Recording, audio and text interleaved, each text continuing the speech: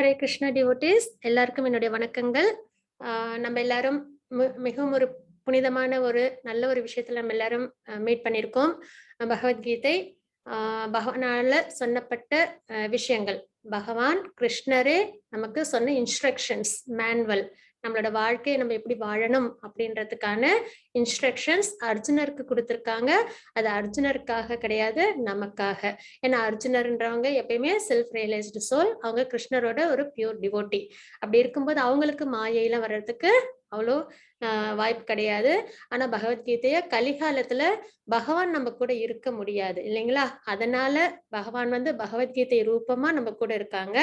எப்படி மத்த யுகங்கள்ல பகவான் எல்லாருக்கும் கூட இருந்தாங்களோ அதே மாதிரி கலிகாலத்துல கிரந்தங்களின் மூலியமா நம்ம கூட இருக்காங்க. பகவத்கீதை, பாகவதம் இதன் மூலியமாவும், பியூர் டிவோட்டிஸ் மூலியமாவும், ஆச்சாரியர்கள் மூலியமாவும் நம்ம கூட இருக்காங்க.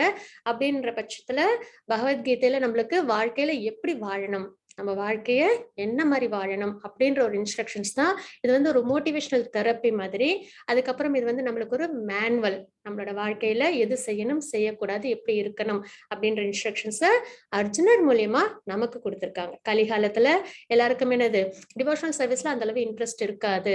அதுக்கப்புறம் எது நல்லது கெட்டது அந்த விஷயங்கள்ல அவ்வளோ தெளிவு இருக்காது. அப்படின்ற ஒரு விஷயத்துக்காக அர்ஜுனன் மூலியமா நமக்கு பகவத்கீதைய பகவான் கொடுத்திருக்காங்க. அதுதான் நம்ம தெரிஞ்சுக்க போறோம். இந்த 18 டேஸ்ல நம்ம அதன் பத்தின ஒரு முக்கியமான விஷயங்களை தெரிஞ்சுப்போம். ஏன்னா பகவத்கீதையில 700 ஸ்லோகங்கள் இருக்கு. எல்லாத்தையும் இந்த 18 டேஸ்ல கவர் பண்ண முடியாது. முக்கியமான ஸ்லோகங்கள் எல்லாத்தையும் நம்ம நல்லா பார்த்துட்டு இதுக்கப்புறம் அட்வான்ஸ் லெவல் இருக்கு, அதுல நீங்க எல்லாரும் அவசியம் ஜாயின் பண்ணணும் அப்படின்றத நாங்க வேண்டி கேட்டுக்கிறோம். ஏன்னா இந்த மாதிரி சத்சங் கிடைக்கிறதுன்றது ரொம்பவே அபூர்வமான ஒரு விஷயம். அதை நம்ம நல்லபடியா பயன்படுத்தி நம்ம பகவானோட நல்ல ஒரு டிவோட்டியா இருக்கணும்ன்றதுதான் நம்மளோட லைஃப். அதாவது நம்ம லைஃப்ல நம்ம நிறைய டார்கெட் வச்சிருப்போம் மெட்டீரியல் வேர்ல்டுல. ஆனா ஸ்பிரிச்சுவலா நம்மளோட டார்கெட் இதுதான், நல்ல ஒரு டிவோட்டியா நல்ல பக்தி நம்ம பகவானுக்கு நம்ம பண்ணணும். அதை தான் நம்ம தெரிஞ்சுக்க போறோம். அதனால அவசியம் இந்த லெவலுக்கு அப்புறம் லெவல் 2 லெவல் 3 அந்த மாதிரிலாம் இருக்கு. அதுலயும் எல்லாரும் கலந்துக்கிட்டு நம்ம வாழ்க்கையில ஸ்பிரிச்சுவலா நல்லபடியா ப்ராக்ரஸ் பண்ணணும் அப்படின்றத பகவானை வேண்டிப்போம். அதுக்கு முன்னாடி நம்ம ஒரு இன்ட்ரோ மாதிரி நம்ம பார்த்துருவோம். 18 டேஸ், அதாவது 18 நாட்கள் பகவத்கீதை உண்மையில் தெரிந்து கொள்ளுதல், அதுதான் நம்ம பார்க்க போறோம் இன்னைக்கு. எல்லாரையும் வரவேற்கிறோம். அதுக்கு முன்னாடி பிரேயர் சொல்லலாம். ஓம் அஜ்ஞானதிமிரந்தஸ்ய ஞானாஞ்சனசலாகயா சக்ஷரோன்மிலிதம் மேன தஸ்மை ஸ்ரீ குருவே நமः. ஸ்ரீ சைத்தன்ய மனோபீஷ்டம் ஸ்தாபிதம் மேன பூத்தலே ஸ்வயம் ரூப கதாமக்யம் ததாதி ஸ்வபதாந்திகம் வந்தேஹம் ஸ்ரீ குருர் ஸ்ரீயுத பதகமலம் ஸ்ரீ குருன் வைஷ்ணவாம்ச ஸ்ரீ ரூபம் சாக்ரஜாதம் சஹன ரகுநாதான்விதம் தம் சஜீவம் சாத்வைதம் சாவதூதம் பரிஜன சகிதம் கிருஷ்ண சைத்தன்ய தேவம் ஸ்ரீ ராதா கிருஷ்ண பாதான் சஹன லலிதா ஸ்ரீ விஷாகான்விதா हे कृष्णा करुणा सिंधु दीनबंधो जगत्पते गोपेश गोपिका कांत राधा कांत नमोस्तुते तप्त कांचन गौरांगी राधे वृंदावनेश्वरी वृषभानुसुदे देवी प्रणमामि हरि प्रिये वाञ्छाकल्पतरुपश्य कृपा सिंधु भयेव च पतितानां पावनेभ्यो वैष्णवेभ्यो नमो नमः। नमो विष्णुपाताय कृष्णप्रस्थाय भूतले श्रीमते भक्तिवेदान्त स्वामिनिति नामिने नमस्ते सरस्वती देवे गौरवाणी प्रचारिणे निर्विशेष शून्यवती पश्चात्तदेशतारिणे। जय श्री कृष्ण चैतन्य प्रभु नित्यानंद श्री अद्वैत गदाधर श्रीवासादि गौर भक्त वृंद। हरे कृष्णा कृष्ण कृष्ण हरे हरे, हरे राम राम राम हरे हरे।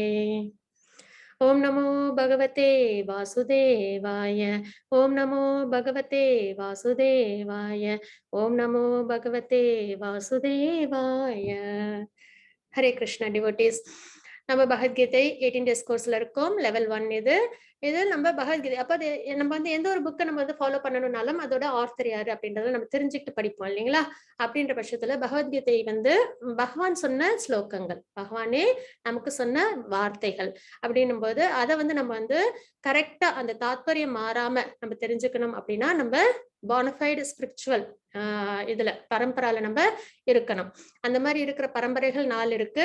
அதுல என்னது கௌடிய சம்பிரதாயம், இஸ்கான் ஃபாலோ பண்றது. அந்த மாதிரி பரம்பரை மூலியமா நம்ம கத்துக்கும் போது கண்டிப்பா அது என்ன அடல்ட்ரேட் ஆகி இருக்காது, அதுல எந்த ஒரு கண்டாமினேஷனும் இருக்காது. பகவான் என்ன சொன்னாங்களோ அதே அர்த்தத்தோட அதை என்ன பண்ணுவாங்கன்னா ஆச்சாரியர்கள் அவங்கவுங்க டிசைபிள்ஸ்க்கு கொடுப்பாங்க. அப்படிதான் வந்து அது ஒவ்வொருத்தவங்களுக்கும் ட்ரான்ஸ்ஃபர் ஆகி வரும். அதுல எந்த ஒரு மென்டல் ஸ்பெகுலேஷன்ஸும் ஆட் ஆகி இருக்காது. அதுதான் அந்த நம்ம போனஃபைட் பரம்பரை நம்ம ஃபாலோ பண்றதுனால நம்மளுக்கு கிடைக்கிற ஒரு நல்ல விஷயம். அப்படின்னும் போது இஷ்கான் வந்து கௌடிய சம்பிரதாயத்தை ஃபாலோ பண்றோம். அதுல வந்து இஷ்கான் நிறுவனத்தின் நிறுவன ஆச்சாரியர் தெய்வீக அருள் ஏசி பக்தி வேதாந்த சுவாமி பிரபுபதாவின் போதனைகளின் அடிப்படையில் நம்ம யாரோட போதனைகள் அடிப்படையில நம்ம வந்து பகவத்கீதை தெரிஞ்சுக்க போறோம் அப்படின்னு பாத்தீங்கன்னா, இஷ்கானோட ஃபவுண்டர் ஆச்சாரியர் ஏசி பக்தி வேதாந்த சுவாமி அவங்களோட போதனையின் அடிப்படையில் நம்ம தெரிஞ்சுக்க போறோம். இவங்கதான் பிரபுபாதா. இவங்க வந்து ரத யாத்திரை பண்ணாங்க சான் பிரான்சிஸ்கோல. அந்த பிக்சர் தான் இது. இவங்கள பத்தி சொல்லணும் அப்படின்னு பாத்தீங்கன்னா, அதாவது சின்ன வயசுலயே 5 வயது இருக்கும்போது ரத யாத்திரை தேர் திருவிழா ஒரிசாவுல எல்லாருக்கும் தெரியும் இல்லைங்களா, உலக பிரசித்தி பெற்ற ரத யாத்திரை அங்க நடக்கும் பூரி ஜெகநாத் மந்திர்ல. அப்போ அவங்க பேரண்ட்ஸோட அவங்க அங்க போயிருக்காங்க. அப்ப அவங்க போகும்போது 5 வயசு இருக்கும். அப்ப வந்து அத பார்த்தோனே உங்களுக்கும் ஒரு ஆசை வந்துருச்சு. எனக்கும் வந்து ரத யாத்திரை பண்ணணும் அப்படின்னு சொல்லிட்டு, உடனே அவங்க பேரண்ட்ஸும் அதுக்கு எல்லா விதமான ஏற்பாடுகளையும் செஞ்சு குடுக்குறாங்க. அப்ப பக்கத்துல கூட இருக்கிறவங்க எல்லாரையும், ஃப்ரெண்ட்ஸ், ரிலேட்டிவ்ஸ் எல்லாரையும் கூப்பிட்டு ஒரு சின்ன ஒரு ரத யாத்திரைய அவங்க 5 வயது இருக்கும்போது அத செஞ்சு குடுக்குறாங்க. பிரபுபாதாவோட இயற்பெயர் வந்து அபேச்சரன். அதுதான் அவங்களோட இயற்பெயர். அப்போ அவங்க வந்து ரத யாத்திரை அவங்க ஃப்ரெண்ட்ஸோடையும், ரிலேட்டிவ்ஸோடையும் அவங்க பண்றாங்க. அதுக்கப்புறம் அவங்க என்ன பண்றாங்க, எதனால இதை நம்ம இங்க கேட்கிறோம் அப்படின்னா, சின்ன வயசுல அந்த பக்திக்கான அந்த விருப்பம் அது வந்து தெரிஞ்சிடும். எப்பவுமே குழந்தைங்க கிட்ட அதுங்க சின்ன வயசுல அதுங்க வந்து தன்னறியாம ஒரு விஷயத்துல ஈடுபாடு படுறாங்கன்னா அதுதான் அவங்களோட நேச்சர் அப்படின்றத நம்ம ஈஸியா புரிஞ்சுக்கலாம். அந்த மாதிரி இவங்களுக்கு டிவோஷனல் சர்வீஸ்ல அந்த ஈடுபாடுகள் இருந்தது. அதுக்கப்புறம் அவங்களோட இவங்க வந்து பிறந்தது வந்து கொல்கட்டாவில். எல்லாமே பள்ளி கல்லூரி படிப்புகள் எல்லாம் அங்கதான் பண்ணாங்க. அதுக்கப்புறம் 1922ல வந்து அவங்களோட ஸ்பிரிச்சுவல் மாஸ்டர் அவங்க வந்து சந்திக்கிற வாய்ப்பு அவங்களுக்கு ஏற்பட்டுச்சு. அப்போ அதுல அவங்களுக்கு ஈடுபாடு அதிகமா இருந்தது. அதுக்கப்புறம் அவங்களோட இன்ஸ்ட்ரக்ஷன்ஸ்ல எப்பயுமே வந்து ஸ்பிரிச்சுவல் மாஸ்டர்ஸோட இன்ஸ்ட்ரக்ஷன்ஸ் டிசைபிள் எப்பயுமே முழு மூச்சா அதை வந்து அவங்க வந்து ஃபாலோ பண்ணுவாங்க. அப்படின்ற பட்சத்துல அவங்களுக்கு வந்து அவங்களோட ஸ்பிரிச்சுவல் மாஸ்டர் வந்து இன்ஸ்ட்ரக்ஷன்ஸ் கொடுத்தாங்க. இந்த கிருஷ்ணா கான்சியஸ்னஸ் உலகம் ஃபுல்லா பரப்பணும், உலகம் ஃபுல்லா எல்லாருக்கும் தெரிய வைக்கணும். அதாவது ஒரு ஹியூமன் லைஃப் அதுல வந்து நம்ம அச்சீவ் பண்ண வேண்டிய ஒரு விஷயம் என்ன அப்படின்னு பார்த்தா பியூர் பக்தி டுவர்ட்ஸ் கிருஷ்ணா. அப்படி பண்ணும்போது தான் நம்ம என்ன பண்ண முடியும், இந்த சோல் அதோட டார்கெட்டை அச்சீவ் பண்ண முடியும். அப்ப அந்த மாதிரி ஒரு நல்ல ஒரு மிக உயர்ந்த உன்னதமான ஒரு விஷயத்த உலகம் ஃபுல்லா கொண்டு போய் சேர்க்கணும் அப்படின்றத அவங்க கிட்ட கொடுத்தாங்க அந்த இன்ஸ்ட்ரக்ஷன்ஸ். அதை பிரபுபாதா ஏத்துக்கிட்டு நிறைய magazines back to Godhead அவங்களோட லைஃப் ஹிஸ்டரிலாம் நீங்க வந்து நிறைய கூகுள்ல பாத்தீங்கன்னா தெரிய வரும். எதுவுமே ரொம்ப ஈஸியா உங்களுக்கு கிடைக்கல. எல்லாமே என்னது ரொம்பவே மெனக்கெட்டு ரொம்பவே டிட்டர்மினண்டா. அதாவது இந்த ஒரு விஷயம் வந்து இப்போ எனக்கு கிடைச்சதா நான் மட்டும் வச்சுக்கிறேன் அப்படின்ற ஒரு தாற்பயம் இல்லாம எல்லாருக்கும் கொடுக்கணும். எனக்கு கிடைச்ச சந்தோஷம் எல்லாருக்கும் கிடைக்கணும். அதுக்காக எவ்வளவு பிரச்சனைகள் வந்தாலும் அதை வந்து எதிர்கொண்டு அதை வந்து மேலோங்கி வந்து அவங்க வந்து என்ன பண்ணாங்க, அச்சீவ் பண்ணாங்க. அப்ப நிறைய விஷயங்கள் அவங்களுக்கு வந்து என்னது இடர்பாடுகள் இருந்தது. அது எல்லாத்தையும் முறியடிச்சு அவங்க என்ன பண்ணாங்க அப்படின்னு பாத்தீங்கன்னா, யூஎஸ்க்கு போனாங்க கார்கோ ஷிப்ல. அதுவும் வந்து என்னது சொற்பமான பணத்தை எடுத்துக்கிட்டு நம்மளோட ஸ்கிரிப்சர்ஸ் வேதங்கள் நம்மளோட ஆதாரம், அதுதான் நம்மளோட ஆதாரம், அதை எடுத்துக்கிட்டு அவங்க என்ன பண்றாங்க யூஎஸ்க்கு போறாங்க. எதுவுமே தெரியாது, புது இடம், யாரும் ரிசீவ் பண்றதுக்கும் கிடையாது.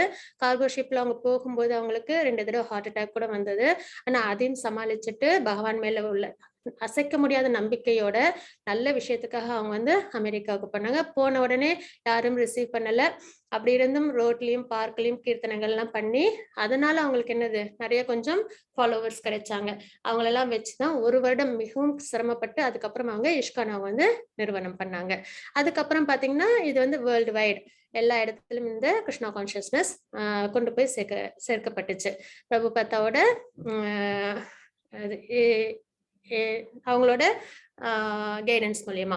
அதுக்கப்புறம் பாத்தீங்கன்னா அவங்க நிறைய புக்ஸ் அவங்க வந்து எழுதினாங்க. நீங்க vedabase.com அப்படின்னு போய் பாத்தீங்கன்னா புக்ஸ்ல உங்களுக்கு நிறைய புக்ஸ் இருக்கும். லைஃப் டைம் ஃபுல்லா இருந்தா கூட படிச்சு முடிக்க முடியாது அந்த அளவுக்கு புக்ஸ். எல்லாமே வந்துட்டு நம்மளுக்கு செல்ஃப் ரியலைசேஷன்ஸை கொடுக்கும், ஆத்ம தத்துவத்தை நம்மளுக்கு எடுத்து சொல்ற புத்தகங்கள். அதெல்லாம் vedabase.comல இருக்கு. டைம் கிடைக்கும் போது அவசியம் நீங்க எல்லாரும் படிக்கணும். அதுக்கப்புறம் வந்து பாத்தீங்கன்னா அவங்க 14 தடவை உலகத்தை வந்து முழுக்க சுத்தி வந்து 108 டெம்பிள்ஸ், அதாவது 108 டெம்பிள்ஸ் இஷ்கான் டெம்பிள்ஸ் அவங்க வந்து கன்ஸ்ட்ரக்ட் பண்ணாங்க. அதன் மூலியமா என்னாச்சுன்னா உலகம் ஃபுல்லா வந்து கிருஷ்ணா கான்சியஸ்னஸ் நல்லபடியா வளர்ச்சி பெற்றுச்சு. அதுக்கப்புறம் பாத்தீங்கன்னா இதுதான் வந்து ஸ்ரீ ஸ்ரீ ராதா கோவிந்தர். பொதுவா வந்து நம்ம கோயிலுக்கெல்லாம் போனோம்னா டேட்டிஸ் நிறைய பார்ப்போம், விக்கிரகங்கள் பார்ப்போம் இல்லையா? நம்மளுக்கு வந்து இப்போ பாத்தீங்கன்னா கலிகாலத்துல பகவான் கூட இருக்கிறது இல்ல. அதுக்கு பதில் என்னது, விக்கிரக வழிபாடு தான் நம்ம பண்ணிட்டு இருக்கோம், அச்சா விக்கிரக வழிபாடு. அப்படின் போது இஷ்கான்ல என்ன மாதிரி இருக்கும் அப்படின்னு பாத்தீங்கன்னா விக்கிரகங்கள் இந்த மாதிரி ராதாகிருஷ்ணரா நம்மளுக்கு சேவை கொடுப்பாங்க. சரிங்களா? இந்த மாதிரிதான் டேட்டிஸ் வந்து இஷ்கான் டெம்பிள்ல இருக்கும். அதுக்கப்புறம் இப்ப நம்ம எல்லாரும் இந்த ஒரு நல்ல ஒரு சத்சங்ல சேர்ந்திருக்கோம் அப்படின்னா அதுக்கு காரணம் வந்து ஹைனஸ் நாமனிஷ்தா பிரபு. அவங்கதான் வந்து president of ISKCON temple, Mangalore ISKCON டெம்பிளோட பிரசிடென்ட். ஓகேங்களா? மேங்களூர் இஷ்கான் டெம்பிளோட பேர் வந்து ஸ்ரீ ஸ்ரீ ராதா கோவிந்தா டெம்பிள். அது எங்க இருக்குன்னா கர்நாடகாவில் இருக்கு. அதோட தலைவர் பிரசிடென்ட் யாருன்னு பாத்தீங்கன்னா நாமனிஷ்தா பிரபு. அவங்கதான் வந்து இந்த பகவத்கீதை 18 days கோர்ஸ் எல்லாம் ஆர்கனைஸ் பண்ணி இதுக்கு பின்னாடி நிறைய உழைப்புகள் உண்டு, அட்மின் சைட்ல இருந்தும் டீச்சர் சைட்ல இருந்தும் அந்த மாதிரி நிறைய விஷயங்கள்லாம் வந்து அவங்க வந்து மெனக்கிட்டு செஞ்சு இப்போ வந்து 25th பேட்ச் வெற்றிகரமா நடந்துட்டு இருக்கு. பகவத்கீதை என்பது நமது எல்லா பிரச்சனைகளுக்கும் பதில்களை கொண்ட ஒரு காவிய வேதம். அதாவது பிரச்சனைகளுக்கு பதில்கள். ஏன்னா நம்மளுக்கு நிறைய பிரச்சனைகள்னால்தான் ஸ்ட்ரெஸ் வருது. வெளியில போய் நிறைய மோட்டிவேஷனல் தெரப்பி அது இதுன்னு எல்லாமே நம்ம வந்து பார்த்துட்டு இருக்கோம். சிலவங்க வந்து அடிக்ட் ஆயிடுறாங்க இல்லைங்களா? அப்ப பிரச்சனைகள், எல்லா பிரச்சனைகளுக்கும் பதில்கள் கொண்ட ஒரு காவிய வேதம் அப்படின்றத வந்து நம்ம இங்க பாக்குறோம். இது மகாத்மா காந்தியால் ஒரு ஆன்மீக அகராதியாக கருதப்பட்டது, ஸ்பிரிச்சுவல் டிக்ஷனரி. சரிங்களா? மேலும் இது உலகெங்கிலும் உள்ள பல தலைவர்களுக்கு உத்வேகம் அளிக்கும் புத்தகம். இதை படிச்சுட்டு நிறைய பேர் அவங்களோட கருத்துக்களை சொல்லியிருக்காங்க. அதுல மகாத்மா காந்தி என்ன சொல்லியிருக்காங்கன்னு பாத்தீங்கன்னா ஆன்மீக அகராதி அப்படின்றத சொல்லியிருக்காங்க. உத்வேகம் கொடுக்கும் நமக்கு, நம்மளோட பிரச்சனைகள் எல்லாத்துக்கும் இதுல பதில் இருக்கும். அதுதான் நம்ம இங்க பாக்குறோம். கீதையை தியானிப்பவர்கள் ஒவ்வொரு நாளும் புதிய மகிழ்ச்சியையும் புதிய அர்த்தங்களையும் பெறுவார்கள் அப்படின்றது மகாத்மா காந்தி சொல்லியிருக்காங்க. நான் பகவத்கீதை படித்து கடவுள் இந்த பிரபஞ்சத்தை எவ்வாறு படைத்தார் என்பதை பற்றி சிந்திக்கும் பொழுது மற்ற அனைத்தும் மிதமின்றியதாக தெரிகிறது அப்படின்றத இந்த விஞ்ஞானி சொல்லியிருக்காங்க.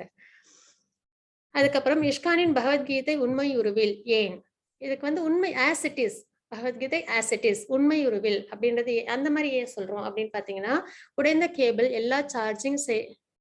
உடைந்த கேபிள் மூலம் சார்ஜிங் செய்தால் அலைபேசி சேதமடைகிறது. சரியான தரவு பரிமாற்றத்திற்கு இதை பயன்படுத்த முடியாது. அது அனுப்புனருக்கும் பெறுநருக்கும் இடையிலான தொடர்பு இல்லாததால் ஏற்படுகிறது. இதேபோல் கிருஷ்ணாவின் செய்தி ஒழுக்கமான அடுத்தடுத்த சங்கிலி வழியாக வர வேண்டும். அதாவது இப்ப ஒரு கம்யூனிகேஷன் அப்படின்னாலே அது என்னது, ப்ராப்பரா இருக்கணும் இல்லைங்களா? இப்ப நம்ம எப்பயுமே இப்ப வேர்பலா கம்யூனிகேட் பண்ணா கூட இப்ப நான் ஒண்ணு சொல்றேன், அதை நம்ம இன்னொருத்தவங்க டிரான்ஸ்லேட் பண்ணா தெரிஞ்சோ தெரியாமல என்ன ஆயிடும் அப்படின்னு பாத்தீங்கன்னா அது வந்து கொஞ்சம் பரிமாற்றங்கள் வந்துடும். சொன்ன அதே அர்த்தத்தோட அது வந்து இருக்காது. கொஞ்சம் நடுவுல உள்ளவங்க என்ன பண்ணிடுவாங்க, தெரிஞ்சோ தெரியாமல கொஞ்சம் மாற்றங்கள் ஏற்படுத்தி விட்டுருவாங்க இல்லையா? ஆனா இங்க பகவான் வந்து 4 பேருக்கு வந்து டிரான்ஸ்ஜெண்டர் நாலேஜ் கொடுத்தாங்க. யார் யாருன்னு பாத்தீங்கன்னா பிரம்மாவுக்கு, மகாலட்சுமிக்கு, லார்ட் சிவாக்கு, 4 குமாரர்ஸ். இந்த 4 தான் பரம்பரைகள். 4 போனஃபைட் பரம்பரா அப்படின்றது இந்த 4 பரம்பரைகள் தான். அதுல வந்து பகவான் வந்து பிரம்மாக்கு கொடுத்தது, அந்த நாலேஜ் வழியா வர்றதுதான் கௌடிய சம்பிரதாயம்.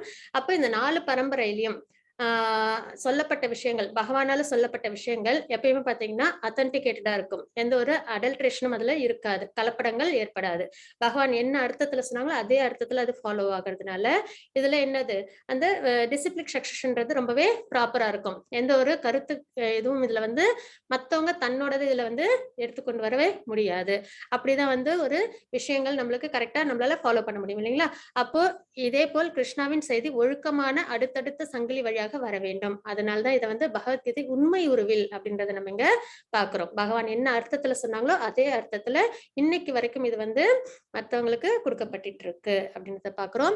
கீதை ஒரு பரந்த புத்தகம். கீதையை முறையாக ஆய்வு செய்ய 1 வருடம் ஆகும். 18 நாட்களில் நம்மால் அதை செய்ய முடியாது.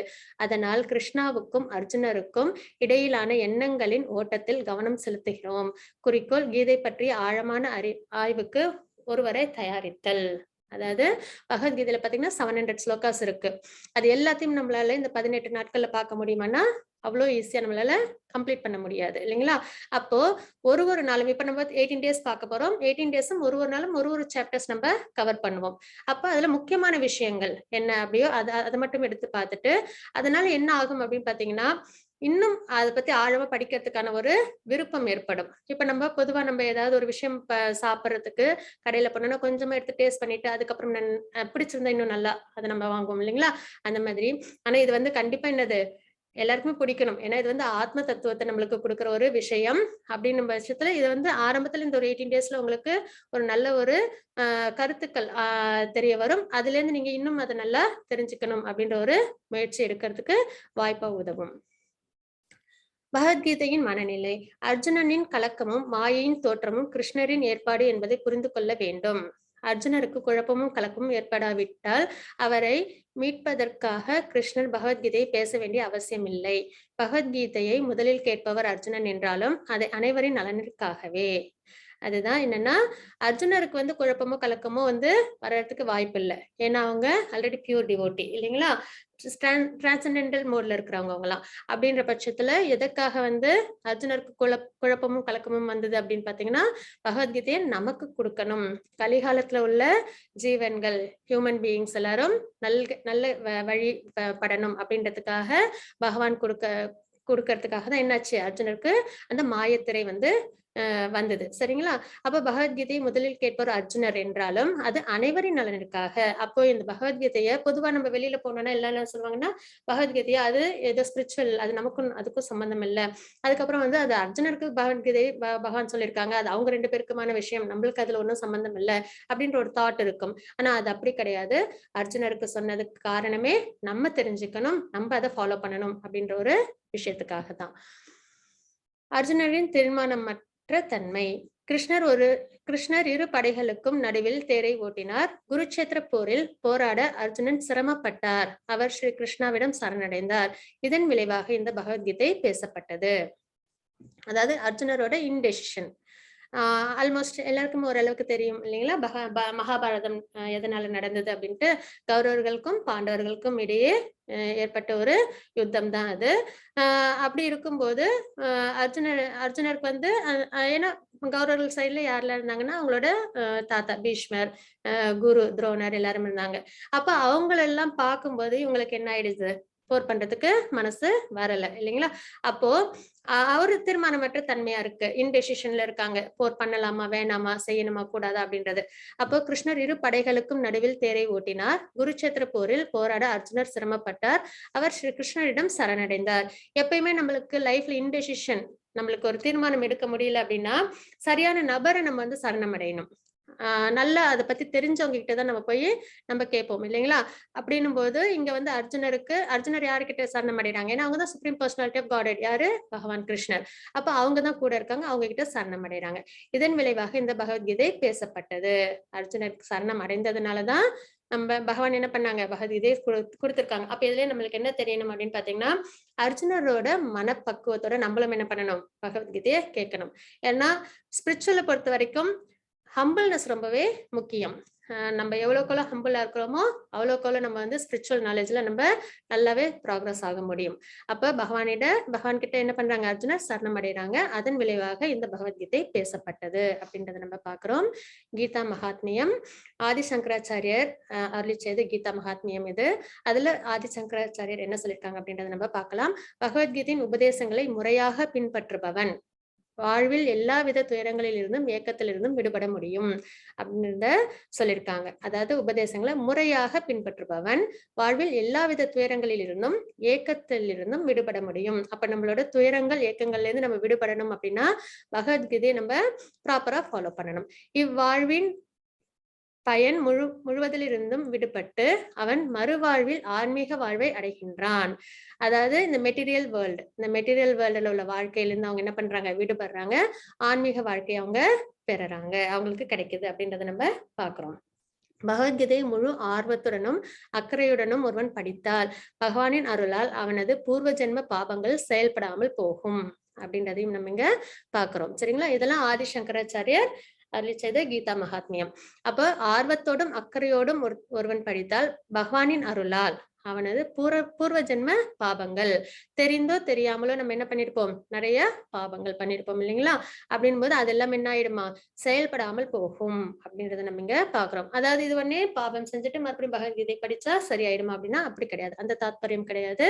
நம்ம வந்து பகவத்கீதை படிச்சதுக்கு அப்புறம் நம்மளுக்கு தெரிஞ்சிடும் எது தர்மம் எது அதர்மம், நம்ம எப்படி நம்ம வந்து நம்ம கர்மங்கள் இருக்கணும், நம்மளோட குணங்கள் இருக்கணும்னு. அந்த படிக்கு நம்ம வாழ்க்கையை வாழணும். அப்படி அந்த மாதிரி வாழும்போது நம்மளால என்ன பண்ண முடியாது, பாபங்கள் நம்மளால பண்ண முடியாது. அப்ப இதுக்கு முன்னாடி இருந்த பாபங்கள்லாம் என்ன ஆயிடும், செயலிழந்து போயிடும். ஏன்னா நம்ம 84 லேக் ஸ்பீஷிஸ் இருக்கு இங்க. நம்ம எடுத்த உடனே இந்த மனித பிறவி நம்மளுக்கு கிடைக்கிறது இல்ல. அதாவது தசாவதாரத்தோட தாத்பரியம் அக்வாட்டிக்ஸ்ல இருந்து ஹியூமன் வரைக்கும், அதாவது மச்சக்கூர்ம வராக நரசிம்ம வாமன ராம ராமகிருஷ்ண கல்கி இது வரைக்கும் இருக்கு இல்லைங்களா தசாவதாரம். அப்ப மச்ச அவதாரம்ன்றது மீன். அப்ப நீர்வாழ் உயிரினங்களா நம்மளோட வாழ்க்கை தொடங்கும். அதுக்கப்புறம் நீரிலும் நிலத்திலும் உள்ள கூர்மம், அது மாதிரி நம்மளோட வாழ்க்கை அமையும். அதுக்கப்புறம் வராகன்றது பன்றி உருவல பகவான் வந்து அவதாரம் பண்ணது இல்லைங்களா? அப்போ அந்த மாதிரி விஷயங்கள் இருக்கும். அதுக்கப்புறம் பாத்தீங்கன்னா பிளான்ட்ஸ், பேர்ட்ஸ், அனிமல்ஸ். அதுக்கப்புறம் பாத்தீங்கன்னா நரசிம்மர்ன்றது பாதி சிங்கமாவும் மீதி வந்து மனித ரூபத்திலும் எடுத்து அவதாரம் இல்லைங்களா? அந்த மாதிரி ஒண்ணா நம்மளோடது வந்து ஒரு டிரான்ஸ்மைக்ரேஷன் பாத்தீங்கன்னா இந்த ஆர்டர்ல தான் இருக்கும். அப்ப இதுல எவ்வளவு இருக்குன்னு பாத்தீங்கன்னா 84 லேக் ஸ்பீஷிஸ் இருக்கு. நம்மளும் இதுல வந்து எண்ணற்ற பிறப்புகளை நம்ம எடுத்திருப்போம். டிபெண்டிங் அப்பான் அவர் என்னது நம்மளோட ஆசைகளை பொறுத்தும் நம்மளோட கர்மங்கள், நம்ம என்ன மாதிரி செயல்கள் செஞ்சோமோ அதை பொறுத்தும் நம்மளோட பிறவிகள் அமையும். அப்போ இன்னைக்கு நம்ம பகவத்கீதை படிக்கிறோம் அப்படின்னாலே நம்மளுக்கு அந்த சுக்ருதி இருக்கு அப்படின்றதுதான் இங்க அர்த்தமாகுது. ஏன்னா ரெப்டைல்ஸ்ல இருந்து ஆரம்பிச்சு மனிதனா வந்து கிருஷ்ணா கான்சியஸ்னஸ்க்கு வரோம் அப்படின்னா அதுல எவ்வளவு டிரான்ஸ்மைக்ரேஷன் இருக்கணும் அப்படின்னு பார்த்தோம்னா நிறைய சுக்ருத்திகள் இருந்தாதான் பகவத்கீதையை நம்மளால படிக்கவே முடியும். அப்போ இந்த பாபங்கள்லாம் பகவத்கீதை படிக்கிறதுனால என்ன ஆயிடுது, நம்மளுக்கு போயிடுது அப்படின்றத நம்ம இந்த ஸ்லோகத்துல நம்ம பாக்குறோம். ஹரே கிருஷ்ணா லலிதா மாதாஜி. ஹரே கிருஷ்ணா. மாதாஜி ஹரே கிருஷ்ணா படிக்கிறேன். மகாத்மியம். சர்வோபனிஷதோ காவோ தோக்தா கோபால நந்தன பார்த்தோ வத்ச சுதீர போக்தா துக்தம் கீதாமிருதம் மகத். ஹரே கிருஷ்ணா. ஹரே கிருஷ்ண மாதாஜி. எல்லா உபனிஷத்களின் சாரமான கீதோபனிஷத் என்றழைக்கப்படும் பகவத்கீதை பசுவை போன்றது. இடையர் குல சிறுவனாகன புகழ்பெற்று விளங்கும் பகவான் ஸ்ரீ கிருஷ்ணரால் கறக்கப்படுகிறது. அர்ஜுனன் கன்று போன்றவன். அறிவு சான்றவரும் தூய பக்தர்களும் பகவத்கீதை என்னும் அமிர்த பாலை குடிக்க வேண்டியவர்கள் அப்படின்றத நம்ம இந்த ஸ்லோகத்துல பாக்குறோம். சரிங்களா? அதாவது வேதங்கள்ல இருந்து வந்தது. அது வேதங்கள் எல்லாராலையும் படிக்க முடியாது இல்லைங்களா? ஏன்னா அது வந்து ரொம்ப வாஸ்டான சிலபஸ். அதுவும் இல்லாம அது படிக்கிறதுக்குன்னு ஒரு சில தாத்பரியங்கள் இருக்கு. அப்ப அது எல்லாராலையும் படிக்க முடியாதுன்றதுக்காக தான் என்ன ஆகுதுன்னு பாத்தீங்கன்னா வேதவியாசர் வந்து உபனிஷத்கள் புராணங்கள்லாம் நம்மளுக்கு கொடுத்தாங்க, இதிகாசங்களும் கொடுத்தாங்க. இன்னும் நல்லா ஈஸியா புரிஞ்சுக்கிறதுக்காக இதிகாசங்கள் நம்மளுக்கு கொடுத்தாங்க, ராமாயணம் மகாபாரதம். அப்போ உபனிஷத்கள் 108, அதுல பாத்தீங்கன்னா ஒண்ணு பகவத்கீதை. அப்ப எல்லா உபனிஷத்களின் சாரமான கீதோபனிஷத் என்று அழைக்கப்படும் பகவத்கீதை பசுவை போன்றது, பசு மாதிரி. சரிங்களா? அப்ப இடையர்குல சிறுவனாக யார் நம்மளுக்கு இந்த பகவத்கீதையை கொடுக்குறாங்க, பகவான். அப்ப கிருஷ்ணர் என்னன்னா, கிருஷ்ணர் எப்படி இருக்காங்க, இடையர்குல சிறுவனாக இருக்கிறாங்க. அப்ப அர்ஜுனர் எப்பயுமே பசு வந்து பால் நல்லா கறக்கணும் அப்படின்னா அதுக்கு கன்று தேவைப்படும் இல்லைங்களா? அப்ப அர்ஜுனனை பார்த்ததும் கிருஷ்ணர் என்ன பண்றாங்க, பகவத்கீதைய நம்மளுக்கு கொடுக்குறாங்க. அதுக்கப்புறம் அறிவு சான்றோரும் தூய பக்தர்களும் பகவத்கீதை என்னும் அமிர்த பாலை குடிக்க வேண்டியவர்கள். ஆனா அந்த அமிர்த பாலை யாரு எடுத்துக்கிறாங்க, அறிவு சான்றவர்களும் அப்புறம் தூய பக்தர்கள் இவங்க எல்லாம் தான் எடுத்துக்கிறாங்க அப்படின்றத நம்ம இங்க பாக்குறோம். அதாவது பகவத்கீதை பசுவை போன்றது. இடையர்குல சிறுவனாக கிருஷ்ணர் இருக்கிறாங்க, அர்ஜுனர் வந்து கன்று மாதிரி இருக்காங்க. அதுக்கப்புறம் இது யாரு எடுத்துக்கிறாங்க அப்படின்னு பாத்தீங்கன்னா அறிவு சான்றவர்களும் தூய பக்தர்களும் அப்படின்றத நம்ம இந்த ஸ்லோகத்துல இருந்து தெரிஞ்சுக்கிறோம். இந்த சாப்டர் பாத்தீங்கன்னா இப்ப நம்ம ஃபர்ஸ்ட் சாப்டருக்கு வரோம். அர்ஜுன விஷாத யோகம். விஷாத அப்படின்னா கவலை, அர்ஜுனரோட கவலை கஷ்டம் என்ன அப்படின்றத இந்த சாப்டர்ல நம்ம பார்ப்போம். நம்மளுக்குமே இந்த இடத்துல பாத்தீங்கன்னா அர்ஜுனர் இடத்துல நம்மள வச்சுக்கணும். கவலை நம்மளுக்கும் எப்படியுமே 1-2 விஷயங்கள் இருக்கும் இல்லைங்களா வாழ்க்கையில. அப்போ பகவான் எப்படி அர்ஜுனரோட கவலைய சரி பண்றாங்களோ அதே மாதிரி இந்த பகவத்கீதை கேட்டு நம்மளும் என்ன பண்ணலாம்னா அதுல இருந்து நம்மளால வெளியில வர முடியும். சரிங்களா? அப்போ இது வந்து அர்ஜுன விஷாத யோகம், அர்ஜுனரின் கவலை என்ன அப்படின்றத நம்ம பார்க்கலாம். இதுதான் குருட்சேத்திர யுத்தம் நடக்கிற அந்த இடம். அப்போ அர்ஜுனர் என்ன சொல்றாங்க, கௌரவர்களுக்கும் பாண்டவர்களுக்கும் யுத்தம் நடக்க போகுது. அப்போ அர்ஜுனர் வந்து கிருஷ்ணர் கூட இருக்காங்க. கிருஷ்ணர் கிட்ட சொல்றாங்க, தேரை வந்து இந்த 2 சேனைக்கும் நடுவுல நிறுத்துங்க. நான் வந்து பார்க்கணும் யாரெல்லாம் வந்து துரியோதனோட எண்ணத்திற்காக போர் பண்ண வந்திருக்காங்களோ அவங்கள எல்லாம் நான் பார்க்கணும். ஏன்னா துரியோதனன் வந்து அதர்மம் பண்றாங்க இல்லைங்களா, அவங்களுக்கு சப்போர்ட்டிவா யாரெல்லாம் வந்திருக்காங்கன்றத நான் பார்க்கணும் அப்படின்னு சொல்றாங்க. அப்போ ஒரே காட்சி தான் இங்க இருக்கிறது, போர் பண்ற இடம். ஆனா இங்க 3 பேர் இருக்காங்க. யாருன்னு பாத்தீங்கன்னா திருதராஷ்டிரர், துரியோதனன், அர்ஜுனர் 3 பேர் இருக்காங்க. இதே மாதிரிதான் நமக்கும் ஒரு சுச்சுவேஷன், ஆனா அதுல 3 குணங்கள் நம்மளுக்கும் செயல்படும். அதுல நம்ம எந்த குணத்துல இருக்கோம்ன்றத நம்ம தீர்மானிக்கணும். அதுதான் ஃப்ரீ வில் அப்படின்னு வந்து நம்மளுக்கு பகவான் கொடுத்த ஒரு சுதந்திரம். அதுவும் ரொம்ப பெரிய சுதந்திரம் எல்லாம் கிடையாது. அது எப்படி சுதந்திரம்னா, ஒரு பசுமாட இதுல குச்சில கட்டி வச்சிருந்தா அது எந்த அளவுக்கு போகுமோ அந்த அளவு சுதந்திரம் தான் நமக்கும் உண்டு. அந்த ஃப்ரீ வில், நம்மளுக்கு என்ன அந்த ஃப்ரீ வில்னா, நம்மளோட குணங்களை நம்மளே டிசைட் பண்ணலாம், நம்மளோட செயல்களை நம்மளே டிசைட் பண்ணலாம். அந்த ஃப்ரீ வில் இருக்கு. அந்த ஃப்ரீ வில்ல வச்சு நம்ம தான் என்ன பண்ணணும், நம்ம நல்ல வழிக்கு போறதா இல்ல தப்பான வழிக்கு போறதான்றதை நம்ம டிசைட் பண்றோம். சரிங்களா? அப்ப இங்க பாத்தீங்க அப்படின்னா திருதராஷ்டிரர் இருக்காங்க. அவங்க என்ன, அவங்களோட எண்ணம் என்ன, இந்த போர்க்களத்துல அவங்களோட எண்ணம் எப்படி இருந்தது அப்படின்னு பாத்தீங்கன்னா, ஃபர்ஸ்ட் ஸ்லோகத்துல என்ன சொல்றாங்கன்னா, என்னுடைய மகன்களும் பாண்டுவோட மகன்களும் என்ன செய்யறாங்க போர்க்களத்துல அப்படின்றத அவங்களோட கொஸ்டினா இருக்கும். அப்ப அதுலயே அவங்களோட அந்த சுயநலம் தெரியுது. ஆக்சுவலா பாண்டுன்றது அவங்களோட தம்பி, தம்பியோட பிள்ளைகள், தம்பி இல்லாத பட்சத்துல தம்பியோட பிள்ளைகளை அவங்கதான் நல்லபடியா பாத்துக்கணும். அதுக்கப்புறம் ராஜ்யமும் வந்து யுதிஷ்டருக்கு தான் அவங்க நியாயப்படி கொடுத்திருக்கணும். ஆனா அவங்க அதை செய்யாம என்ன பண்ணிட்டாங்க, தன்னோட பிள்ளைகள் தான் வந்து ராஜ்யத்தை ஆளணும், தன்னோட பிள்ளைக்குதான் எல்லாம் நல்லதெல்லாம் நடக்கணும் அப்படின்னு ரொம்ப சுயநலமா யோசிச்சாங்க இல்லைங்களா, அடுத்தவங்களை பத்தி நினைக்காம தர்ம வழியில இல்லாம. அப்ப அது வந்து மோட் ஆஃப் இக்னரன்ஸ், தன்னை பத்தி யோசிச்சு அடுத்தவங்களுக்கு கஷ்டத்தை கொடுக்கறது மோட் ஆஃப் இக்னரன்ஸ். அதுக்கப்புறம் பாத்தீங்கன்னா துரியோதனன் என்ன பண்ணாங்க அப்படின்னு பார்த்தோம்னா, அவங்க வந்து எப்படியாவது தான் நினைச்சதை நம்ம செஞ்சிடணும். அதாவது அவங்களுக்கு ராஜ்யம் வேணும், அவங்க ஆட்சி பண்ணணும். அதுக்காக அவங்க என்ன பண்றாங்க, அவங்க எல்லா விதமான பிரயத்தனங்களையும் அவங்க எடுத்துக்கிட்டே இருக்கிறாங்க. அதுதான் வந்து மோட் ஆஃப் குட்னஸ், இது பேஷன். பேஷன்றது தனக்குன்னு ஒரு ஆசைகள் இருக்கும், அதுக்காக அவங்க ரொம்பவே மெனக்கெடுவாங்க, அதை அடையறதுக்காக அவங்க என்ன வேணாலும் பண்ணுவாங்க. அந்த மாதிரி ஒரு விஷயம், அது ஒரு குணம், அதாவது ரஜோகுணம் அப்படின்னு சொல்லுவோம். இது வந்து தமோ குணம் சொல்லுவோம். மத்தவங்களுக்கு என்ன ஆனாலும் பரவாயில்ல, தான் நல்லா இருக்கணும் அப்படின்னு நினைக்கிறது, தன்னோட தான் நினைச்சது எப்படியாவது அடையணும் பிரயத்தனப்பட்டுட்டு இருக்காங்களா, அது வந்து ரஜோகுணம். அதுக்கப்புறம் வந்து மோட் ஆஃப் குட்னஸ் அர்ஜுனர் என்ன நினைக்கிறாங்க, இதே போர்க்களத்துல தான் அவங்களும் இருக்காங்க. அவங்களோட தாட்ஸ் எப்படி இருந்தது அப்படின்னா, தனக்கு ஏதாவது ஆயிடுமோ, தன்னை சார்ந்தவங்களுக்கு ஏதாவது ஆயிடுமோ அப்படி யோசிக்கல. என்ன நினைக்கிறாங்க, இந்த போர் பண்றதுனால எல்லாருக்கும் கெடுதல் ஏற்படுமே, இதனால நிறைய நாசங்கள் தானே விளையும் அப்படின்னு அவங்க வந்து பொதுவா எல்லாருக்கும் நல்லதை பத்தி அவங்க யோசிக்கிறாங்க இல்லைங்களா.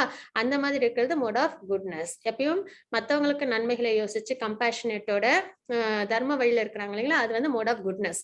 அப்போ எல்லாருக்கும் இதே மாதிரி ஒரு சுச்சுவேஷன் தான் இருக்கும். ஆனா யார் யாரு எந்தெந்த குணத்துல நம்ம எடுத்துக்கிறோமோ அது நம்மளோட ஓன் வில், நம்மளோட இண்டிபெண்டன்ஸ், அதை பொறுத்து நம்மளோட செயல்கள் அமையும். இந்த குணத்தோட அடிப்படையில் தான் செயல்கள் அமையும். அப்போ நம்மளோட கர்மங்கள் தீர்மானிக்கப்படும், அதுக்கேத்த ரிசல்ட்ஸ் நம்மளுக்கு கிடைக்கும்.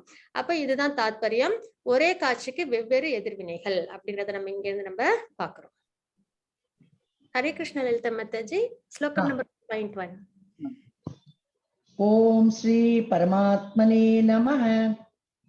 அத பிரதமோ அத்யாயः.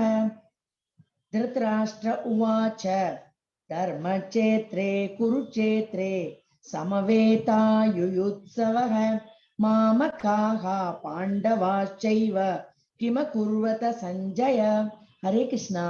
ஹரே கிருஷ்ண மாதாஜி. திருதராஷ்டிரர் கூறினார், புண்ணிய யாத்திரை ஸ்தலமான குருட்சேத்திரத்தில் போர் புரிய விருப்பம் கொண்டு ஒன்று கூடிய பிறகு என் மகன்களும் பாண்டுவின் புதல்வரும் என்ன செய்தனர் சஞ்சயனே அப்படின்றத கேக்குறாங்க. இதுதான் ஃபர்ஸ்ட் ஸ்லோகம் பகவத்கீதையில. திருதராஷ்டிரர் சஞ்சயர் கிட்ட கேக்குறாங்க.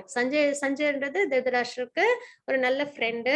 அதுக்கப்புறம் வந்து காரியதர்சி அப்படின்னு சொல்லலாம். அப்புறம் சேரியட், அவங்களோட சேரியட் இவங்க தான் டிரைவ் பண்ணாங்க. சரிங்களா? அப்போ நல்ல ஃப்ரெண்டும் கூட, அட்வைசர் அப்படின்னு வந்து நம்ம சொல்லலாம். அப்படின்னும் போது சஞ்சயருக்கு என்ன பண்ணாங்க அப்படின்னா, திருதராஷ்டிரருக்கு கண்ணு தெரியாததுனால சஞ்சயருக்கு அந்த ஞானக்கண் அதை வந்து கொடுத்தாங்க. ஞான திருஷ்டி அதை வந்து யாரு கொடுத்தாங்கன்னா வியாசதேவர் கொடுத்தாங்க. அங்க என்ன போர்க்களத்தில் நடக்குதுன்றதை பார்த்து திருதராஷ்டிரருக்கு சொல்றதுக்காக. அப்ப திருதராஷ்டிரர் வந்து சஞ்சயர் கிட்ட கேக்குறாங்க, புண்ணிய யாத்திரை தலமான குருட்சேத்திரம்ன்றது ஒரு புனிதமான ஸ்தலம். வேதங்கள், அதாவது அங்க வந்து தர்மங்கள் தான் வந்து செய்வாங்க. தேவர்களும் அங்கதான் வந்து யாகங்கள் யஜ்ஞங்கள் எங்கேயாவது பண்ணணும்னா குருட்சேத்திரத்தை தான் வந்து தேர்ந்தெடுத்து பண்ணுவாங்க. அப்படிப்பட்ட இடம், தர்மம் தான் அங்க தழைச்சி இருக்கும்.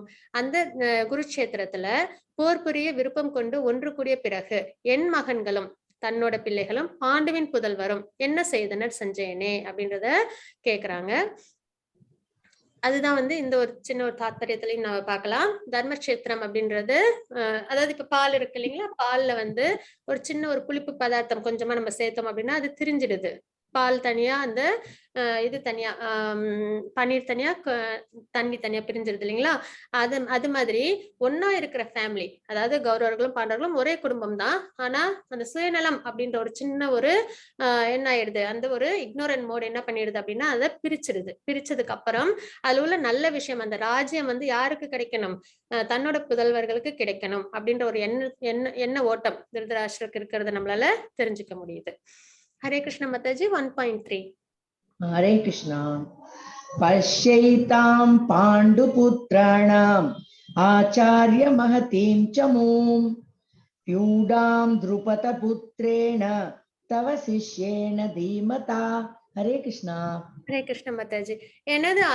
என் ஆசிரியரே, இதோ பாண்டுவின் மகன்களின் பெரிய படையை உங்கள் புத்திசாலித்தனமான சீடரான துருபதாவின் மகனால் திறமையாக ஏற்பாடு செய்யப்பட்டுள்ளது. இது வந்து துரியோதனன் வந்து சொல்றாங்க. யாருக்கிட்ட? துரோணாச்சாரியார் கிட்ட சொல்றாங்க. அவங்களோட ஆசிரியர் அவங்க தான் இல்லைங்களா. அப்ப என்ன சொல்றாங்க அப்படின்னா, உங்களோட அதாவது நண்பனா இருந்தாங்க யாரு? துருபதனும் துரோணாச்சாரியரும் நண்பர்களா இருந்தாங்க. ஆனா ஒரு சில கசப்பான விஷயங்கள்னால அவங்க 2 பேரும் பிரிஞ்சிடுறாங்க. அப்போ அவங்களுக்கு என்ன ஆயிடுது, ஒரு விரோதம் ஏற்பட்டுருது. அப்போ இந்த இடத்துல வந்து ஹைலைட் பண்ணி சொல்றாங்க, துருபதனின் மகனான திருஷ்டத்யுமன், அவங்களோட பையன் பேரு திருஷ்டத்யுமன். அதுவும் அவங்க வந்து அவங்களோட பிறப்பே எதுக்காக அப்படின்னா துரோணரை வந்து கொல்லணும் அப்படின்ற ஒரு விஷயத்துக்காக தான் அவங்களோட பிறப்பே அமையும். அப்போ அதை வந்து சுட்டி காமிக்கிறாங்க இங்க துரியோதனன் வந்து யாருக்கிட்ட? துரோணாச்சாரியர்கிட்ட. இதோ பாண்டுவின் மகன்களின் பெரிய படையை உங்கள் புத்திசாலித்தனமான சீடரான, அந்த காலத்துல பாத்தீங்கன்னா துரோணாச்சாரியருக்கு நல்லா தெரியும் துருபதனோட பிறப்பின் காரணமே வந்து தன்னை கொல்றதுதான் அப்படின்னு. இருந்தாலும் அந்த காலத்துல தர்ம வழியில இருப்பாங்க.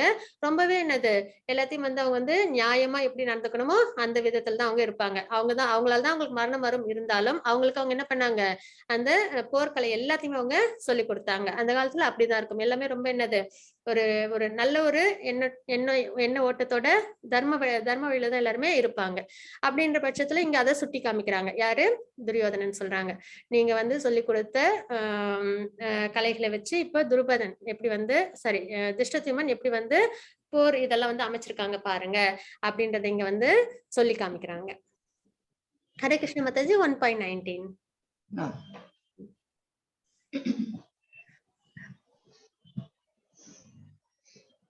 ஹரே கிருஷ்ணா. சகோஷோ தார்தராஷ்டிராணாம் ஹிருதயானி வ்யதாரயத் நபஸ்ச பிருத்திவீம் சைவ துமுலோ வியனுநாதயன். ஹரே கிருஷ்ணா. ஹரே கிருஷ்ண மாதாஜி.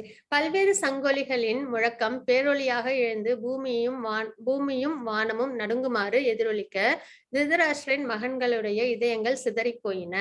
அப்ப பாத்தீங்கன்னா இதுல வந்து என்னாச்சு அப்படின்னு பாத்தீங்கன்னா எல்லாமே ஒன்னொன்னா கேட்டுட்டு இருக்காங்க. அது வந்து சஞ்சயன் வந்து பதில் சொல்லிட்டு இருக்காங்க.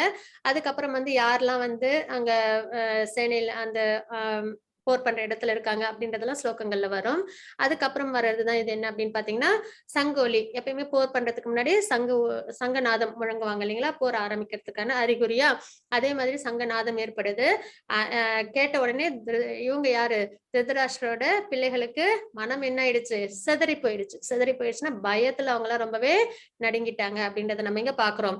ஏன்னா யார் ஒருத்தவங்க அதர்மம் பண்றாங்களோ அவங்கள்ட்ட மட்டும்தான் அந்த பயம் இருக்கும். யாரு தர்ம வழியில இருக்காங்களோ அவங்க கிட்ட அந்த பயம் இருக்காது. அதே மாதிரி இப்ப ஏன் திருதராஷ்டிரனுடைய மகன்கள் பயப்படுறாங்க அப்படின்னா அவங்க அதர்மம் பண்றாங்க இல்லைங்களா. அதனால அந்த சங்கநாதத்தை கேட்ட உடனே அவங்களுக்கு என்ன ஆயிடுது, பயம் வந்துருது. அதுக்கப்புறம் பாத்தீங்கன்னா பாண்டவர்கள் போர் பண்றதுக்கு முன்னாடியே அவங்களோட வெற்றிகளுக்கான அறிகுறிகள் அவங்க கிட்ட இருந்தது. அது என்னென்ன அப்படின்னு பாத்தீங்கன்னா, ஒண்ணு தர்மக்ஷேத்திரம். அந்த கஷேத்திரமே என்னது, தர்ம பூமி. அதுல தர்மம் மட்டும்தான் தழைச்சி இருக்கும், அதர்மம் தழைக்காது. அதனால அவங்க போர் பண்ற இடம் தர்மக்ஷேத்திரம்ன்றனால அது ஒரு வெற்றிக்கான அறிகுறி. அதுக்கப்புறம் தெய்வீக தேர். அர்ஜுனர் நிறைய விஷயங்கள்லாம் செஞ்சு அவங்க என்ன பண்ணிருப்பாங்கன்னா நிறைய விஷயங்களை அவங்க கிஃப்டா வாங்கியிருப்பாங்க எல்லார்கிட்டயும், தேவர்கள் கிட்ட இருந்து எல்லார்கிட்டயும். அப்போ அந்த மாதிரி அக்னி தேவர் கொடுத்தது இந்த தெய்வீக தேர். அது எல்லா பக்கமும் போகும். எந்த பக்கம் நினைக்கிறாங்களோ உடனே அந்த பக்கம் அந்த தேர் போகும். அதுவும் இல்லாதது தெய்வீக சக்தி நிறைந்த ஒரு தேர். சரிங்களா. அப்போ அந்த தெய்வீக தேர் அதுவும் ஒரு அடையாளம். அதுக்கப்புறம் சங்கநாதம், பகவானோட சங்கு ஒலி. அது என்னைக்குமே என்னது, தர்மத்துக்கு தான் இருக்கும். அதுக்கப்புறம் காண்டீவம், அர்ஜுனரோட அந்த வில். அதுவும் தெய்வீக தன்மை கொண்டது. அதுவும் என்னது, தர்மத்துக்காக தான் இருக்கும். அதுக்கப்புறம் பாக்கியலட்சுமி, காட் ஆஃப் ஃபார்ச்சூன் அப்படின்னு நம்ம சொல்லுவோம். மகாலட்சுமி இருக்கிற இடத்துல என்ன இருக்கும், எப்பயுமே எல்லா நன்மைகளும் சிறந்து விளங்கும் இல்லைங்களா. பகவான் எங்க இருக்காங்களோ அங்கதான் மகாலட்சுமியும் இருப்பாங்க. ஏன்னா பகவானோட இதயத்துலதான் மகாலட்சுமி இருக்காங்க. அப்ப பகவான் இருக்கிற இடத்துல கண்டிப்பா மகாலட்சுமியும் இருப்பாங்க. அதுவும் தாண்டி என்ன அப்படின்னு பாத்தீங்கன்னா கபித்தச்சா அப்படின்ற இந்த கொடி. இந்த கொடியில பாத்தீங்கன்னா ஹனுமன் இருக்காங்க. ஹனுமனும் என்ன பண்ணாங்க, ராமருக்கு போர்ல உதவி பண்ணாங்க, தர்மத்துக்காக உதவி பண்ணாங்க. சீத்தைய ராவணன் எடுத்துட்டு போனப்போ மீட்டு கொண்டு வர்றதுக்காக ஹனுமன் என்ன பண்ணாங்க, ராமருக்கு உதவி பண்ணாங்க இல்லைங்களா. அதே மாதிரிதான் இப்பயும் அர்ஜுனர் என்ன பண்றாங்க, கிருஷ்ணர் தர்மத்தை ஸ்தாபிக்கிறதுக்காக தனக்கு பிடிக்கல அடுத்தது, ஆனா தர்மத்துக்காக பகவானுக்காக செய்யற எந்த ஒரு செயலும் அது என்னது, நன்மையாதான் இருக்கும். அப்போ ஹனுமன் எப்படி அந்த இடத்துல இருக்காங்க இல்லைங்களா, அத ராமருக்கு உதவி செஞ்சு. அப்போ ஹனுமன் வாக்கு கொடுத்திருப்பாங்க, நான் உங்க கூட இருக்கேன் போர் பண்றப்போ அப்படின்னு. அப்போ தேர்கொடியில ஹனுமன் இருக்காங்க. அதுவும் என்னது, வெற்றிக்கான ஒரு சிம்பிள். சரிங்களா. ஹனுமன் இருக்கிற இடத்துல வெற்றி நிச்சயம் அப்படின்னு நம்ம கேள்விப்பட்டிருக்கோம். அதுக்கப்புறம் தக்த ஜீவிதா அப்படின்ற ஒரு விஷயம் இருக்கு. அது என்ன அப்படின்னு பாத்தீங்கன்னா துரியோதனனோட பயம். அவர் என்ன சொல்லுவாரு அப்படின்னு பாத்தீங்கன்னா, துரியோதனன் சொல்லுவாங்க, எனக்காக உயிரையும் கொடுக்கறதுக்கு இங்க நிறைய பேர் இருக்காங்க அப்படின்னு சொல்லுவாங்க. அப்போ என்ன அந்த வார்த்தை, எப்பயுமே நம்ம சொல்ற வார்த்தை ரொம்பவே பாசிட்டிவா இருக்கணும். அதாவது பேசுறதுன்றது நமக்கு மட்டுமே கிடைத்த ஒரு அனுகிரகம் இல்லைங்களா. அப்போ அது நல்ல வார்த்தைகளை பேசுறதுதான் இருக்கலையே சிறந்தது. தப்பான வார்த்தைகளை விட்டுட்டு நல்ல வார்த்தையா நம்ம பயன்படுத்தணும். துரியோதனன் என்ன சொல்லிட்டாங்கன்னா, எனக்காக உயிரையும் கொடுக்கறதுக்கு இங்க நிறைய பேர் இருக்காங்கன்னா, தேவர்கள் எப்பயும் சுத்தி இருக்கும்போது தத்தாஸ்துன்னு சொல்லிடுவாங்க இல்லைங்களா. அப்ப இன்னொன்னு அதுல என்னன்னா பயமும் தெரிஞ்சிருச்சு, போர் என்ன ஆகும்ன்ற அந்த ஒரு அவங்களுக்கே தன்னறியாம வாயிலிருந்து வந்துருச்சு இல்லைங்களா. அப்போ அந்த ஒரு பயமும் இவங்களுக்கு என்ன ஆயிடுது, எப்பயுமே எதிரியோட பயம் நம்மளோட வெற்றிக்கு சாதகம் இல்லைங்களா. அப்போ அதுவும் ஒரு காரணம். அதுக்கப்புறம் பாத்தீங்கன்னா மோக்ஷத ஏகாதசி அன்னைக்கு இந்த போர் துவங்கினாங்க. அன்னைக்குதான் பகவத்கீதை உபதேசம் செய்யப்பட்ட நாள். அதுக்கப்புறம் ரிஷிகேஷா யாருன்னு பாத்தீங்கன்னா சென்ஸ் கண்ட்ரோலர். யாரு, பகவான் எங்க இருக்காங்களோ அங்க வெற்றி நிச்சயம் இல்லைங்களா. அப்போ அதுவும் ஒரு விஷயமா நம்ம இங்க பாக்குறோம். இதெல்லாம் போர் செய்யறதுக்கு முன்னாடியே இந்த விஷயங்கள்னால நம்மளுக்கு தெரிய வர்றது என்னன்னா, பாண்டவர்களுக்கு தான் வெற்றி அப்படின்றத நம்மளால தெரிஞ்சுக்க முடியுது. அதுக்கப்புறம் அர்ஜுனர் எதனால போர் பண்ண மாட்டேன் அப்படின்னு சொன்னதுக்கான 5 காரணங்கள் இதுதான். இரக்கம், கம்பேஷன், அதுக்கப்புறம் இன்பமின்மை, எந்த ஒரு சந்தோஷமும் இல்லை அப்படின்னு. அதாவது இரக்கம்ன்றது என்னன்னா, எல்லாரும் சுத்தி நம்மளோட என்னது ரிலேட்டிவ்ஸ், ஃப்ரெண்ட்ஸ், குரு, அப்புறம் பீஷ்மர் எல்லாரும் இருக்காங்களே அப்படி. அப்புறம் இதனால எல்லாருக்கும் கெடுதல் தானே ஏற்படும் அப்படின்ற ஒரு இரக்க குணம், குட்னஸ், மோட் ஆஃப் குட்னஸ்.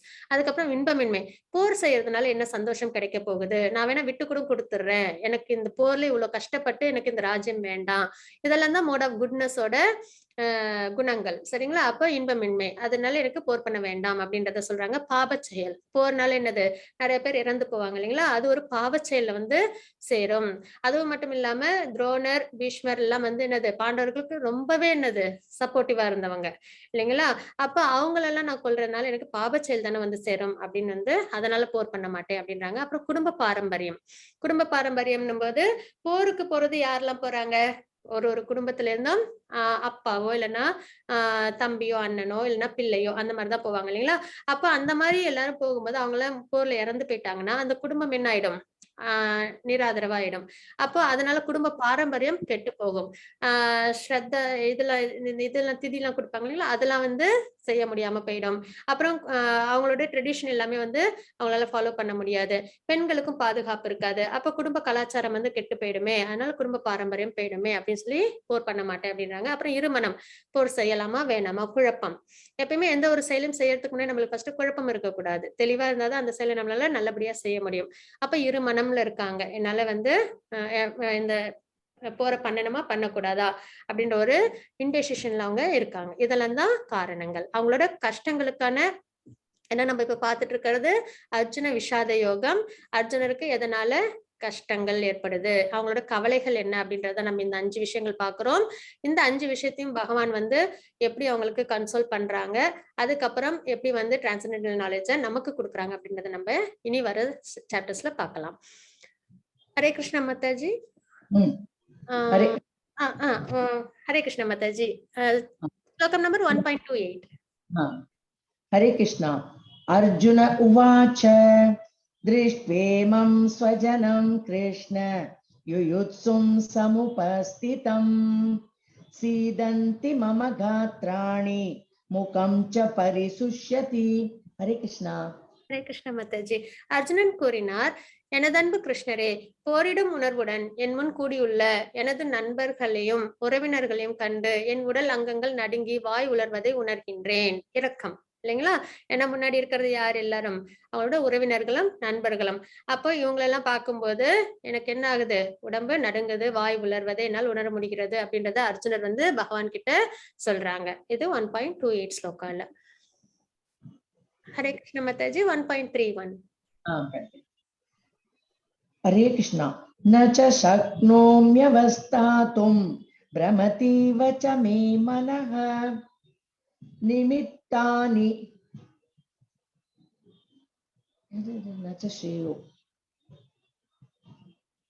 நச்ச ஸ்ரேயோனுபஷ்யாமி ஹத்வா ஸ்வஜனமாகவே ந காங்க்ஷே விஜயம் கிருஷ்ண நச்ச ராஜ்யம் சுகானி ச.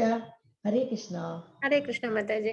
சொந்த உறவினரை இப்போரில் கொல்வதால் என்ன நன்மை வரும் என்பதை என்னால் காண முடியவில்லை. இதுல வந்து போர்ல நான் வந்து என்னோட உறவினர்களே கொல்ல போறேன், இதனால எனக்கு என்ன நன்மை கிடைக்க போகுது அப்படின்றத இங்க. ஏன்னா இதெல்லாம் துவாபர யுகத்துல, கலியுகத்துல இல்ல. துவாபர யுகத்துல என்னது எல்லாருமே என்னது ரொம்ப தர்ம வழியில இருக்கிறதுக்கு பிரயத்தனப்படுவாங்க இல்லைங்களா. அப்போ சொந்த உறவினர்களையும் நண்பர்களையும் கொள்வதால் எனக்கு என்ன நன்மை வரப்போகுது அப்படின்றத பத்தி யோசிக்கிறாங்க. அதனால இன்பமின்மை அப்படின்றத நம்ம இங்க பாக்குறோம். எனது அன்பு கிருஷ்ணரே, இதில் பெறுவதற்குரிய வெற்றியோ ராஜ்யத்தையோ இதில் பெறக்கூடிய வெற்றியோ ராஜ்யத்தையோ இன்பத்தையோ நான் விரும்பவில்லை. இதனால யாரு? பீஷ்மர, அதுக்கப்புறம் வந்து துரோணாச்சாரியர், அப்புறம் மற்றும் அங்க இருக்கிற எல்லாரும் ஃப்ரெண்ட்ஸ், ரிலேட்டிவ்ஸ், அதாவது யாரெல்லாம் இருப்பாங்கன்னு பாத்தீங்கன்னா அவங்களோட பிரதர்ஸ், அதுக்கப்புறம் வந்து சன்னு, பேர குழந்தைங்க, அதுக்கப்புறம் அம்மா வழி மாமாக்கள், அந்த மாதிரிலாம் வந்து நிறைய பேர் இருப்பாங்க. அவங்களோட வெல்விஷர்ஸ், அந்த மாதிரிலாம் நிறைய பேர் அவங்க வந்து சொல்லுவாங்க. இவங்களெல்லாம் நான் கொல்றதுனால எனக்கு கிடைக்கிற இந்த வெற்றியோ ராஜ்யமோ இன்பமோ எனக்கு வேண்டாம் அப்படின்றது இங்க அர்ஜுனர் சொல்றாங்க. ஹரே கிருஷ்ண மாதாஜி. 1.36. ஹரே கிருஷ்ணா.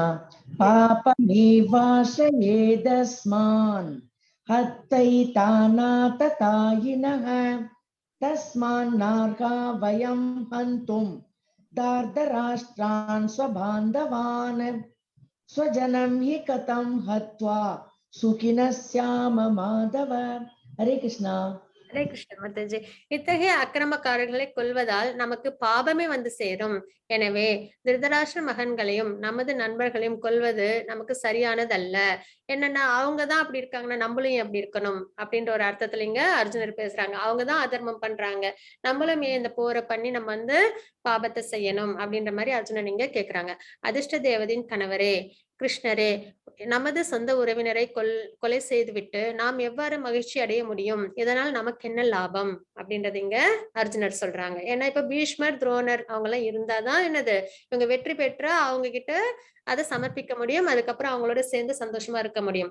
அப்ப அவங்க எல்லாமே வந்து என்னது போர்ல வந்து அழிச்சிட்டு அதுக்கப்புறம் என்ன மகிழ்ச்சி இருக்க போகுது, நமக்கு என்ன லாபம் இருக்கு அப்படின்னு சொல்லி பகவான் கிட்ட அர்ஜுனர் சொல்றாங்க. அதாவது பாப செயல்கள் 5 விஷயங்கள் பார்த்தோம் இல்லைங்களா, அதுல மூணாவது பாப செயல்.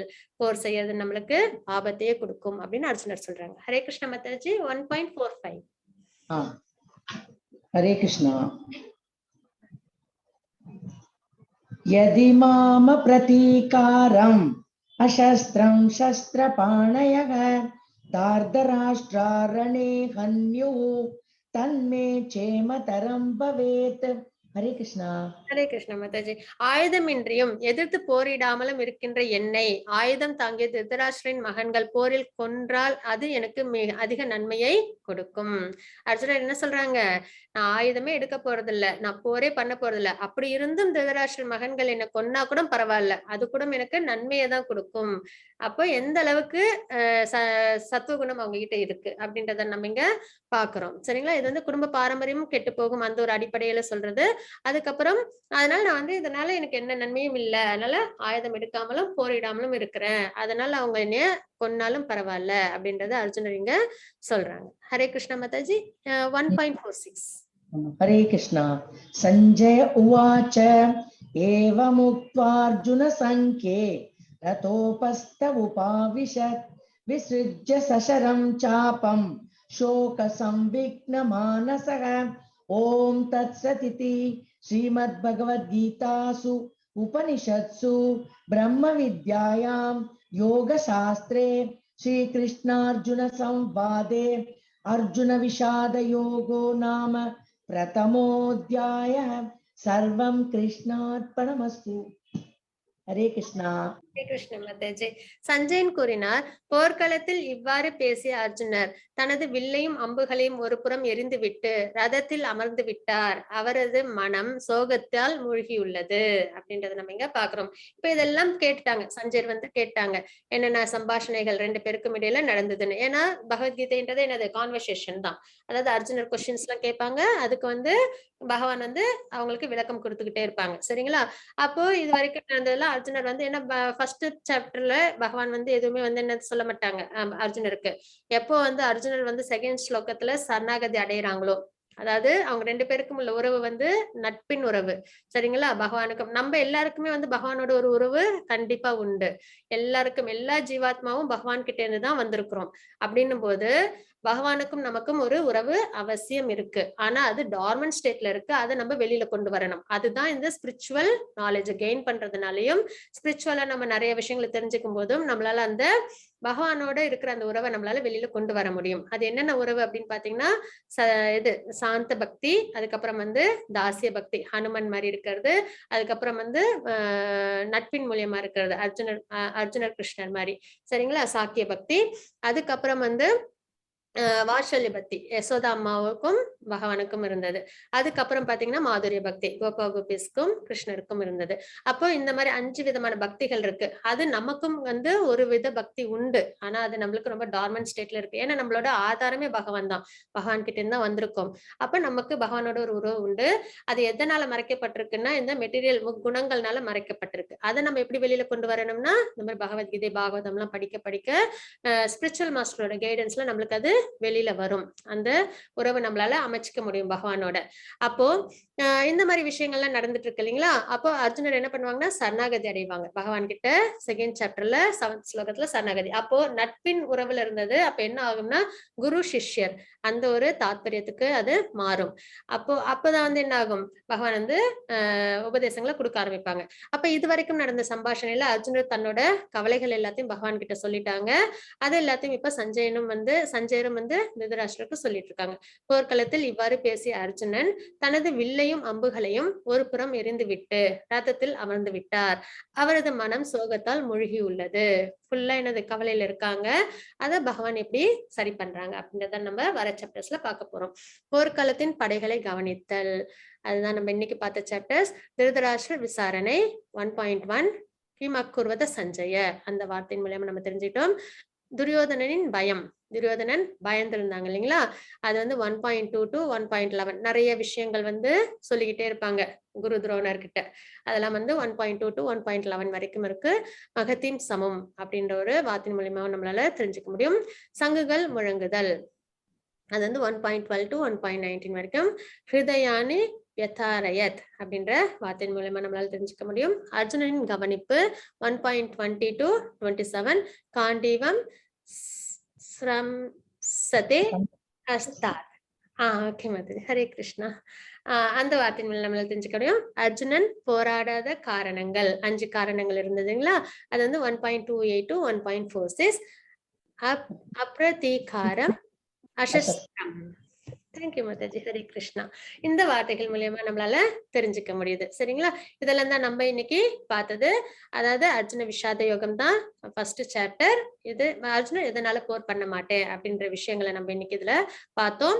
அதுக்கப்புறம் என்னென்ன வெற்றிகளுக்கான ஆதாரங்கள் இருக்கு, அதாவது சிம்டம்ஸ் இருக்கு அப்படின்றது எல்லாமே நம்ம பார்த்தோம். அப்புறம் குணங்கள், ஒரே சுச்சுவேஷன் தான், போர் பண்ற இடம் தான், ஆனா அதுல 3 பேரும் ஒரு குணத்துல இருக்காங்க. திருதராஷ்டிர இக்னோரன்ஸ்லயும், துரியோதனன் பயத்திலையும், அதுக்கப்புறம் வந்து அர்ஜுனர் வந்து மோட் ஆஃப் குட்னஸ்லயும் இருக்காங்க இல்லைங்களா? அப்போ அது மாதிரி நமக்கும் என்னன்னா வாழ்க்கையில ஒரு சுச்சுவேஷன்லயும் நம்ம இந்த முக்குணத்துல எதை வேணாலும் நம்ம கிட்ட வந்து எடுத்துக்கலாம். ஆனா நம்ம எப்பயுமே மோட் ஆஃப் குட்னஸ்ல இருக்கிறது தான், தர்ம வழியில இருக்கிறது தான் சிறந்தது. हरे कृष्ण. वाञ्छा कल्पतरुभ्यश्च कृपा सिन्धुभ्येव च पतितानां पावनेभ्यो वैष्णवेभ्यो नमो नमः. अनन्तकोटि वैष्णववृन्द की जय. श्रील प्रभुपाद की जय. हरे कृष्ण. हरे कृष्ण. हरे